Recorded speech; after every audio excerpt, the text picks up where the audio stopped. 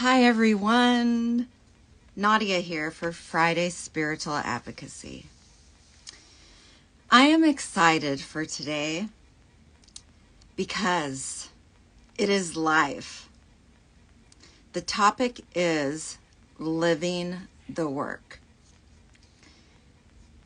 It's a massive topic, and we have special guest PRIYA Jain, my personal spiritual mentor and someone that has helped me so much on my recovery journey.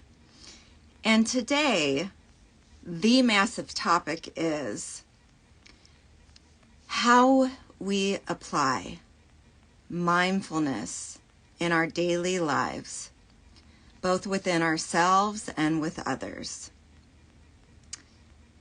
It is life itself. I mean, we are bodies with a mind, our true selves, our souls, but trying to be mindful in this life all the time. Well, there's a practical level, and then there's a individual growth point. And I thought it would be helpful to share how the individual growth and work is applied in daily life. And, you know, I am no guru. I am not recovered. I'm not perfectly mindful. My ego wants me to tell you, I'm a Kundalini yoga teacher, I'm an attorney, an author, a mother of 3 sons, and all these titles. And, I have the recovery certificate. But look, I live the work. I live the work every day in every single role that I have. And here, I share how I'm doing it. I share one vulnerably because human connection requires vulnerability. I have learned that it requires sharing something that is risky about ourselves. But what we feel vulnerable about is what we have been taught to feel shame about or in ourselves. And so the more that we share, the more that I'm going to try here to open up, but also to say what the solutions are that are working in my life today. I hope that others feel less shame and that they open up and that vulnerability and that wall is gone. So again, I am sharing for my recovery journey certificate. What is spiritual advocacy? Spiritual advocacy is 3 things. It is self-compassion, it is compassion for others, and it is transformative justice. I will talk mainly about the first and the second here when I am sharing about living the work and when I ask PRIYA to share about living the work. When we are practicing self-compassion, we can take time every day to connect to what I call a home within, where we connect to our true selves and we become more aware of what I call attack thoughts. We need all of our positive, neutral, negative thoughts. Yet some of the negative take us to a very, very dark place in fear and in judgment.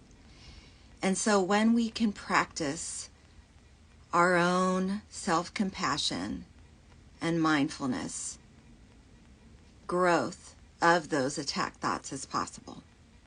That helps with the second, compassion for others.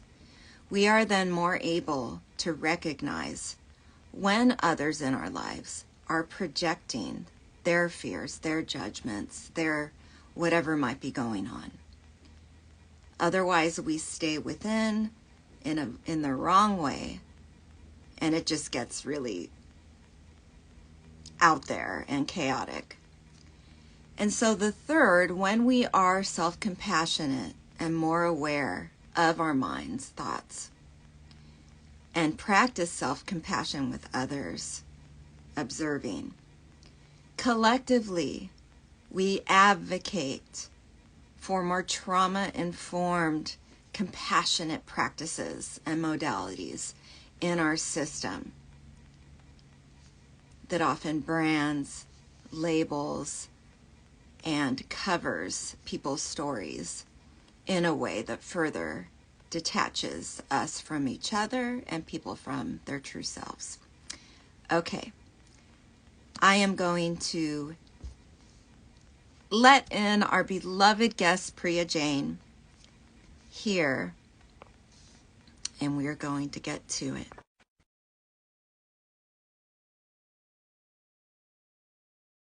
Priya Jain, while she is joining, she is the founder of Seventh Chakra Yoga Institute of Spiritual Sciences and created the Seventh Chakra Yoga studios that were in place way back when I was on my trauma and addiction recovery journey. I walked into the studio and immediately felt a safe place, a place where I could breathe and finally feel safe within my body. That was the first step. Then it was connecting to something beyond me. A lot of the things that I learned in that studio through her are what I am able to help slowly expose my children to and be aware of when I'm interacting with my children and with others. And so it is. This is a massive topic. Thank you. Welcome, Thank you. It's a pleasure. I'm doing really well. Thank you. Just blessed all around. And that blessing, interestingly, I was contemplating your topic today as you were speaking. These blessings that I count in my life now are really a result of that practiced mindfulness. And when you texted me yesterday that we'll be sharing something from experience, can you share something about your life, about practiced mindfulness and how it impacted a particular moment? I had to really pause, because when I first started on this journey, there were moments I realized between when I was being mindful and when I was not being mindful. There was a little contrast in outcomes.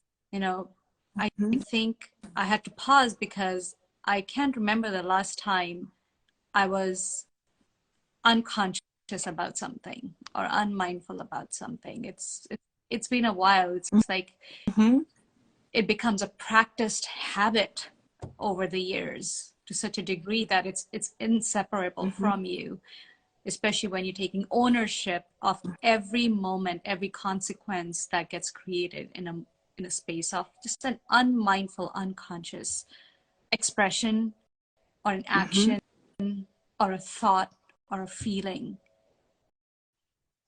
right? So again, not super perfect, but most of my days are lived in that. So I had to dig a little deeper about a contrast to find a story for myself. Yeah. Sure.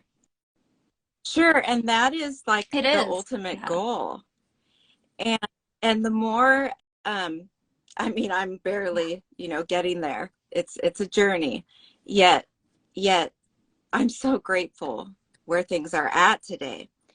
And I say barely in the sense that I want to live in a bubble. I remember you pointing out in one of the trainings how, someone asked you about friendships, and you were very honest and said, well, I don't really have many, although in the normal definition of it, you have thousands, and yet I found that so interesting because it wasn't surprising to me, because of the foundational place you have within yourself, and that wholeness and sustaining beloved connection you have with your beloved, the Ek, and your higher power. Yet I'm finding it a little bit challenging the more there is interaction with those that are not in the practice, and that don't have that daily check-in, and just a whole different level of awareness. And there's no judgment, but what I have learned is it's limited to those that are necessary. And so that is what more I'm talking about, is that we're in this physical life. We have to go get gas and go to the grocery store, or you know, I'm assuming that, you know, your partner, your husband, has this same practice, and then each person gets in a little thing, and then there's observation, and then it's just a working through. Yet, you know, I don't know what your son's practices are, and so I'm talking kind of about the necessary, and again, there's no judgment. Yet part of the beauty of having young children is the constant beauty of being able to practice it. So you know, I wanted to give kind of a reality check for listeners, because it, you know, like I said, I'm no guru, I'm no, you know, perfectly mindful person, but the place that I have found within, where I am aware of my attack thoughts with my children, it began years ago when I first became aware of the shame and guilt. Shame being the darkening, the all in my head, very personalizing every behavior, every word. Guilt is different. Guilt is okay, you know, and from that place, I was better able to accept unhealthy choices' effect on them, not go down a memory lane, and be present and do practical things like, okay, put a name on the feeling. You know, what is the feeling that you're having now? And then with that, their body calmed, because they're using their voice, their body to get it out. And then it was, you know, the immediate situation where they're working it out with the sibling, they're using their words. You made me angry, or whatever it might be. So healthier communication. And then from me, no branding, no, you know, you're out of control, no words like that. And then if there was the opportunity, there was the breathing, there was the lava lings, and need to be calmed down. Let's calm down the lava lings. And, you know, and that has happened a good number of times, where without my own mindfulness and personalizing it, I was able to be in the present moment. So it would be beautiful if, when you first started this journey many years ago, as a mother, maybe when you left your hometown and everything there with your son, were there ever any kind of experiences or phase like that? So many. Um, you know, as you were talking and you were sharing about how you interact with your children to bring them to a place of mindfulness, to actually have empathy for the other and to put words on their feelings. And it took me right back to this time when my son was going through his terrible twos. I think it was towards the almost like the beginning of 3, but he had developed a, he is 24. How old is he now? Okay. That's There's right, some he's 24 perspective now. here. Okay. But he was about almost like 3.5.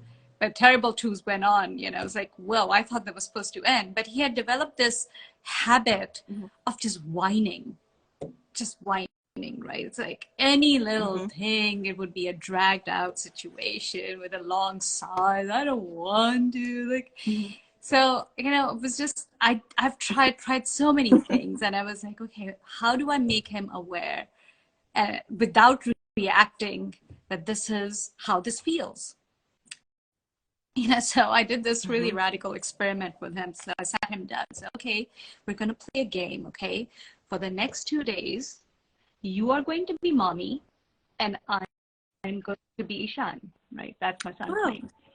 And so he looked very excited. It's like he thought mommies have all the power, you know.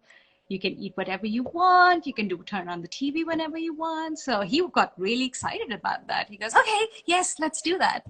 And I told myself, I'm going to play this. Like, yes, I'm going to be Ishan, and I'm going to let him do whatever choices he makes as mommy, right? Great. And so idea. Obviously he couldn't do that at school, but when he would come back from school, I would just start whining.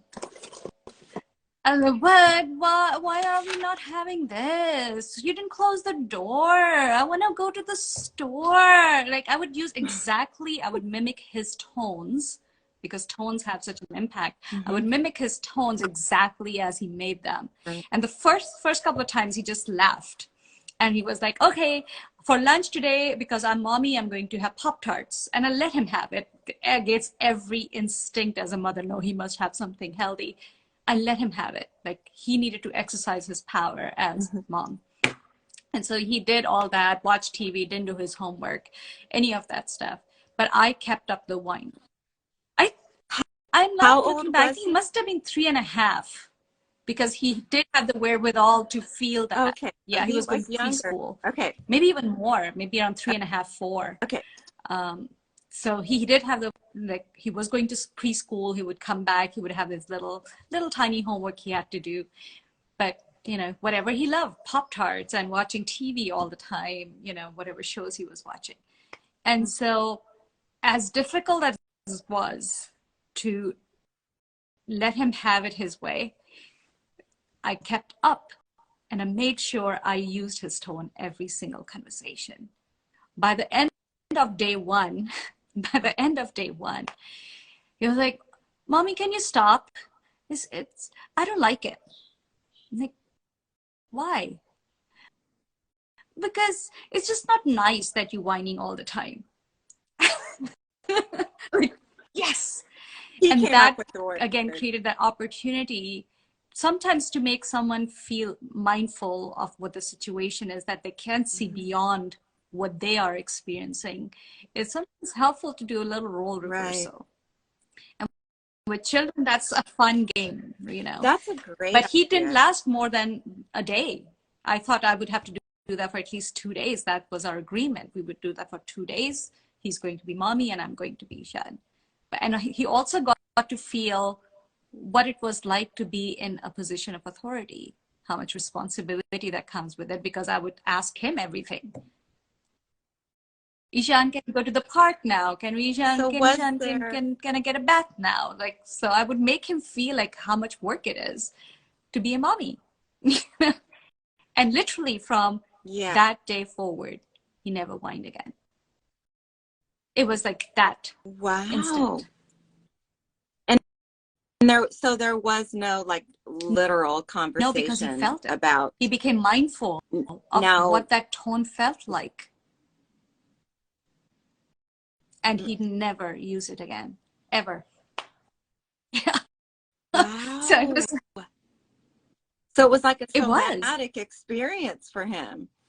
Whereas if you had had a conversation saying, can you ask in this way? I mean, at 3.5, or can you use these words? Or Not in that it way, wouldn't have no. sunk in. It would have taken a long time, right? So our ego gets developed. Yeah. It's the same with the breath work, and in terms of the body feeling. And I had mentioned how there's a game where they wear this heart monitor, and if their heart rate goes up so high, it'll pause, and they have to breathe to get the heart rate down, and then it'll start again. So it's teaching breath work in real time. Yeah.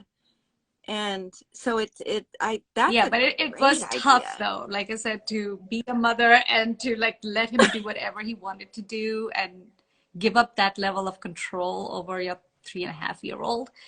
I was like, oh, I wonder what the consequence of this will be. I don't know, but it felt right because we know our children. It's not one size fits. Every child responds differently. Right. What I did know about my son was, yes, he was sensitive, but the ego develops around the age of 2. And so it wants to experiment or test the parents out to see what their authority is and how they can get around a lot of things, right? By whatever attitudes they create. I love the combination of all your teachings on, and the Kundalini Yoga teachings on the cycles and the ego development at 2, because what I've learned in trauma therapy about healthy attachment and building secure attachment is, if our children are in a secure attachment, the mind, they'll feel safe enough to be challenging. Yeah. So that was a good sign. You know what I mean? Versus if, and a lot of all of this living the work and sharing mindfulness and parenting, and what Priya did to have her son feel how tone affects others, and how I mentioned putting a name on feelings just took my son out of acting out through his body, and all of that. The ultimate goal is really to help build secure attachment. And when there isn't that, they call it a hyper arousal. So if we don't have that as kids, we don't run or challenge those, the loved ones, the authority figures. We don't go there when we feel scared or are hurt.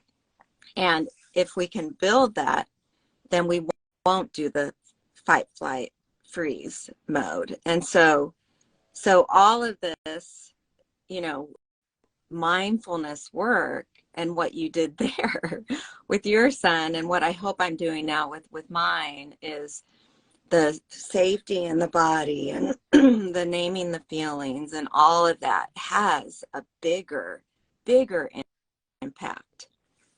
Totally does. So I wanted to point that out, because they're the ego. It is, and the ego wants expression, and so too. That's the challenging part of being a parent, is that as much as we want to just nurture and cuddle and love our children, make them feel safe and have it all fun and you have to understand that within the child, the soul is absolutely there, but the ego is also developing and finding itself and wanting to express itself. And that's why we get those early terrible 2s. And then it shows up again in the teenage years once the puberty hits, right? So there's a huge surge of energy. And by then they have figured a lot of things about the world. And so they challenge one more time, as to figure out who they are at that point. The first challenge is, I'm going to test out where my place is within this dynamic, whether it be with one parent or within the family itself. So back then the unit is small for them, and they want to know where they fit in what their role is and how far they can take that role. That's why the challenge, that's why the ego challenges the parent. And I find, so it's not a I know we call terrible it choose. It's a it is. great thing. Let's come up with a It more is, mindful but it's terrible phrase. because it's terrible for the parents, because most parents, we don't know, especially for it's a first child and we haven't navigated that space before.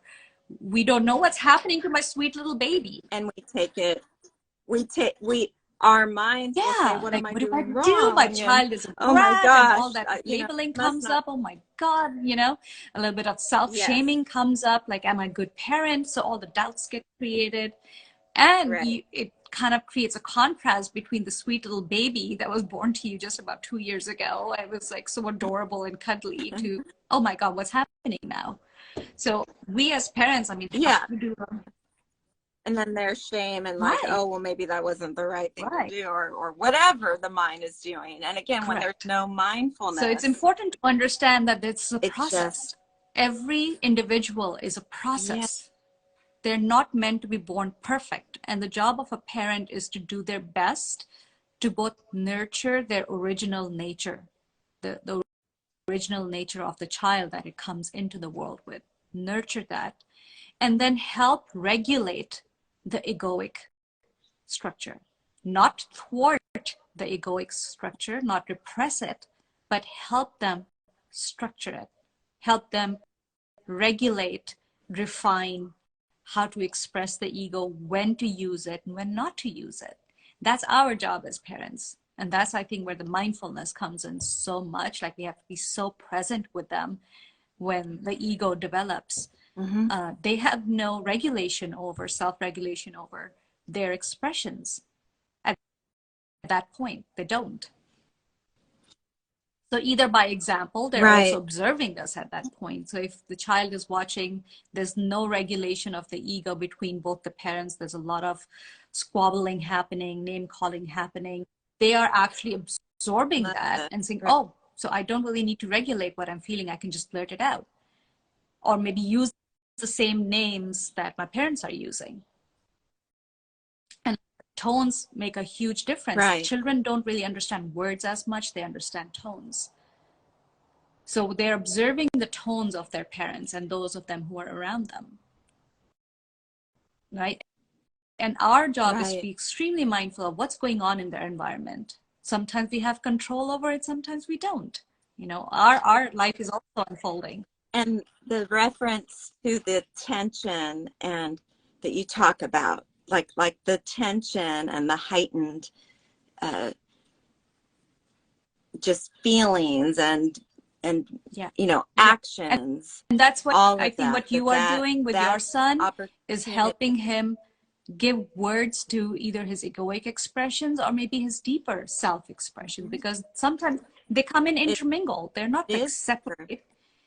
But children don't know how to put words to them. They're feeling these feelings, and that's why they get frustrated. And that's sometimes when they act out. Like you said, it's just a lot of pent-up energy that just acts out itself out. So what you're doing is, with that, how you're teaching your son is like, let's pause and give words to your feelings, which is him learning a very important emotional skill, which I see most adults nowadays don't have, is to pause, feel. The focus is on Don't repress the feeling. Feel what you're feeling. And put it in words and expressions so the other can understand you. And this is just the early stages of that. So especially our children in this next generation, if they can learn how to honor their feelings and then learn to communicate them gracefully. That is a journey. It takes years to learn that and do that. And unfortunately, it's not being taught in schools. So it's our job to do that, right? Unfortunately. Yeah, and again, what I notice is using the mind to pick a description of the feeling. Is using the mind helps them to feel safe in their mind and in their body. And the more, this is all process. This has been a process. And the more that I did that and that I do that, the less of the the there hasn't been a big old, Yeah.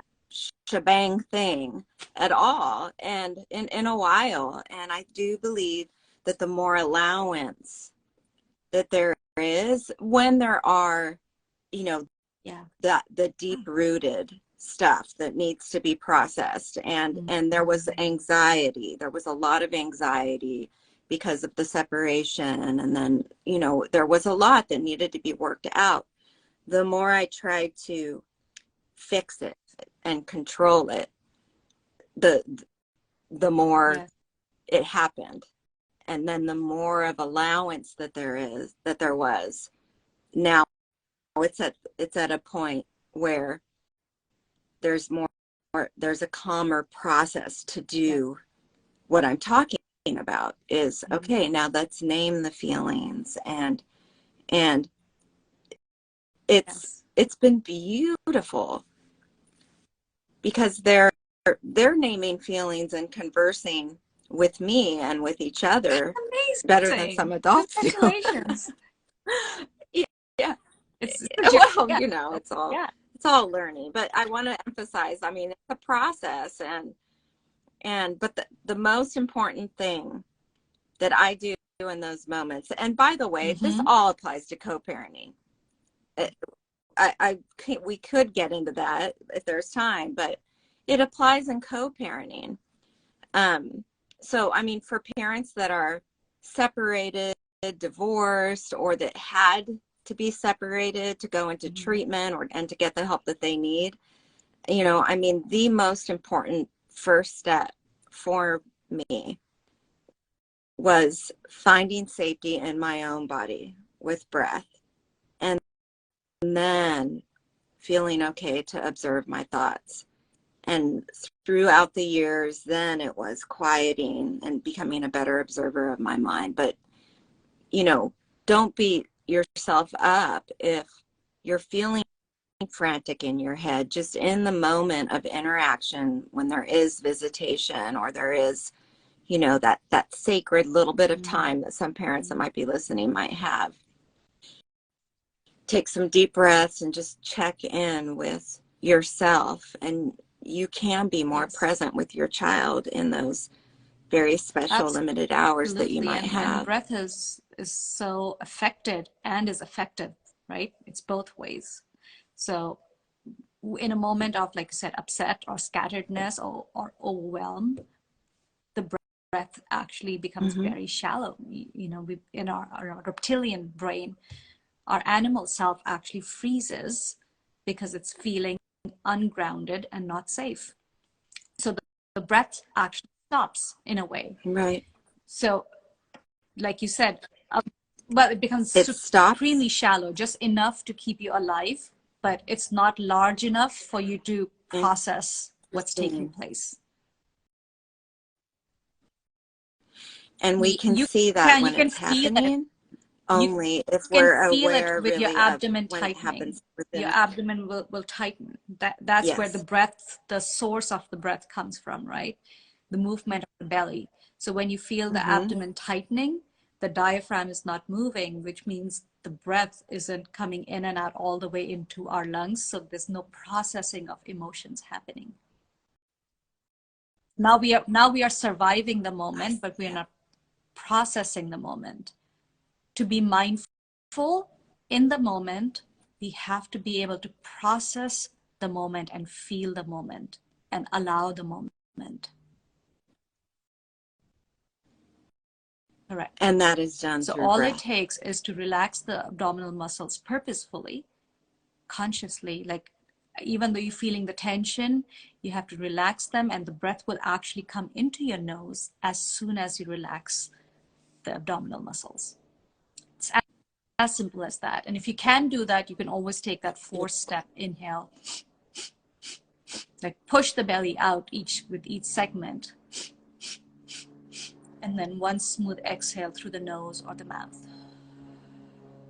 And that will help you become present, available to this moment, to feel it. And that's the beginning of mindfulness. Now you can know what's happening and how to respond to what's happening in an optimal way that serves you and everyone around you. Thank you for offering that very specific Absolutely. piece of breath work. Add to this. Thank you for having me. So, okay. I wanted to ask you one last thing. So with your son today, it's a 24-year-old. Does he have his own way of mindfulness practice? Yeah. It's interesting. He went through the teacher training part with us when he was in high school, just so he could learn. Again, we have to understand that each child's personality is different. So noticing my son's personality, he was always sensitive and he was always very observant. So he's been maturer than his age since forever, right? So now that he's 24 and a young man in the heart of New York City, living his life there, working, it's a full life. And so I was just talking to him the other day, and because you know what, I'm starting to put some boundaries with my friends. I'm going to only go out twice a week because I'm not finding any time for myself between work and then going out and working out. So he's actually starting to create some alone time. Wow. That's how he always has thrived, when he created some alone time, whether it's to read or to just hang out or listen to music or play music. That's how he processes stuff. He plays music, whether it's guitar or piano, whatever that is. So he's doing that a lot more now. Great. And just listening to that all these miles away, it's like, okay, he's good. That's all my job, to make sure he's good. Yeah, right. And if he needs anything, I'm here. But he's absorbed a lot living with me all these years. That's what I mean. The environment that we create for our children, they actually absorb a lot. Yes. So I'm glad that you mentioned that. Those are other things, is the Kundalini yoga or mantra music in the background, the books out. Any avenue that feels right for them. You know, it could be music, it could be playing, it could be talking things out. Not everybody's a talker, and that's okay too, you know. So that's how I've seen my son processes emotions. Even when I went through a divorce, the separation, he just played music. And I knew as long as he was playing music and there was music going on in the house, he was good. He's good. His processing. I didn't need to take him to therapy. I didn't need to do anything. And if he was ready and wanted to talk, he knew I was always available. Yes. Because you had that space with it. You had your and allowing him to find his ways too. Yeah. It's not one size fits all. Right? Right. Diego came up with an analogy with the radio. He said he first had to think about what a thought is. You know, well, what is a thought? And then when I talked with him here, he said, well, thoughts are more like bundles. They're bundles of waves, and we can tune in or we can tune them out or down, but they're not attached to us. Those were his words, and it was just like it's so precious. He's a scientist through and through, right? I didn't right. So he's actually looking at emotions and attachments as in a scientific way. There you go. He's a music listener too. So thank God for that. And again, he's observed your journey too. He was, I think, 13 when you started, right? Or is 10? What was he, 10?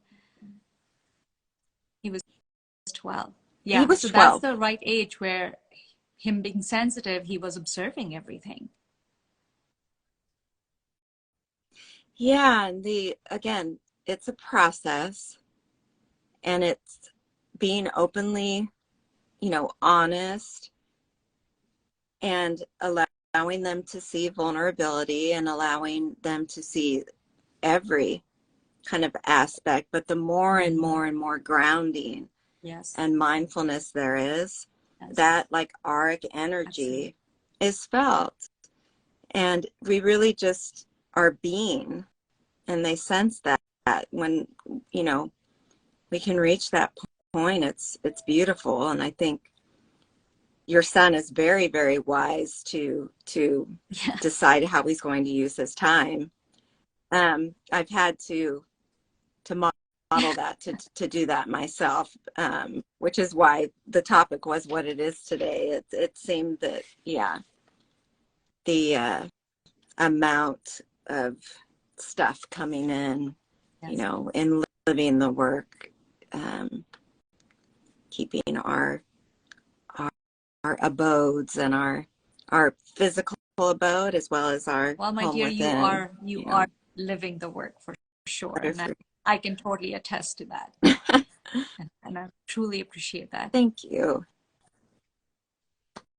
Thank you so much. Please check out Priya Jain's Practical Spirituality podcast on Spotify, Apple, the podcast Google, app, I believe, and yeah. what's the other Spotify, one? Apple, Google, yeah. Google. All the platforms with podcasts, I guess. Yeah, it's wonderful. And please check out the website for a lot of different offerings and other stuff here on Instagram as well as hers. There's a link to Seventh Chakra Institute of Spiritual Sciences and various trainings. And thank you so much. The topic to be continued. Absolutely. Okay. Okay. Bye. Thank you so much.